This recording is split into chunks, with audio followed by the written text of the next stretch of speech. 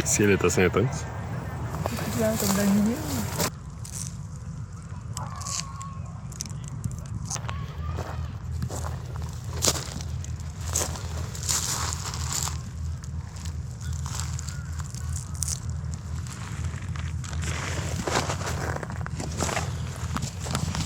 Fait qu'aujourd'hui, on est en train de ramasser du mélilo. Anouk est là-bas, là. Là-bas. Puis il y a un orage qui s'en vient, mais c'est parce que l'affaire, c'est que toute cette partie-là, jusqu'au fort là-bas, l'année dernière, c'était tout du mélilo. Fait que j'ai aucune idée qu'est-ce qui s'est passé. On niaisait, on s'est dit, ils ont peut-être passé à la tondeuse, mais c'était vraiment ça qu'ils ont fait. C'était... le mélilo était haut comme ça. Puis c'était toutes des longs fouettes, beaucoup plus longs que ça, puis était beaucoup plus beau, fait que ça se ramassait super bien. Fait que on vient de faire 1 heure de route pour finalement ramasser quelque chose qu'on aurait pu ramasser à Carleton. C'est un peu plate, mais en tout cas, on ramasse pareil, tant qu'à être là. On est en plein des vacances de construction. Fait que c'est tout le temps dans ce temps-là, le mélilo, parce que ça dure, je dirais, 1 semaine, ça dépend. Comme là, tu vois, lui, il est prêt jusqu'au bout. Mais il est pas mal prêt, là.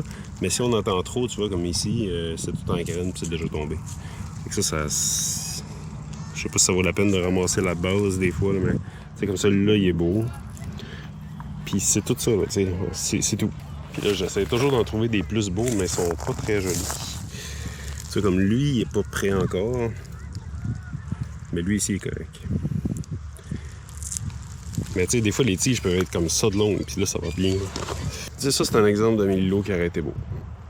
C'est une longue tige que tu l'entends, ça fait chouic. Fait que le mélilo, il y a quelques précautions à avoir avec. Ben là, c'est pas avec ça qui va être dangereux, mais c'est une personne qui en ramasse beaucoup. Idéalement, faut pas que ça refermente, c'est-à-dire un peu comme du compost, là, faut pas que ça chauffe. Fait que, tu sais, comme, mettons, t'as 2-3 pouces d'épais dans un sac. Faut pas que ça chauffe parce que ça crée une molécule, je pense, qui est toxique.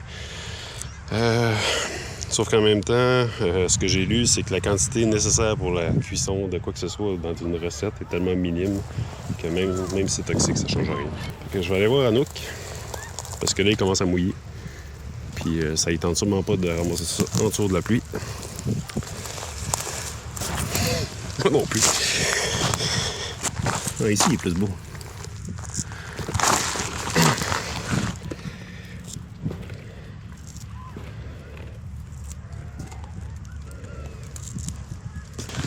Ça sent bon, en tout cas. Ça sent la vanille. Je pense qu'il mouille.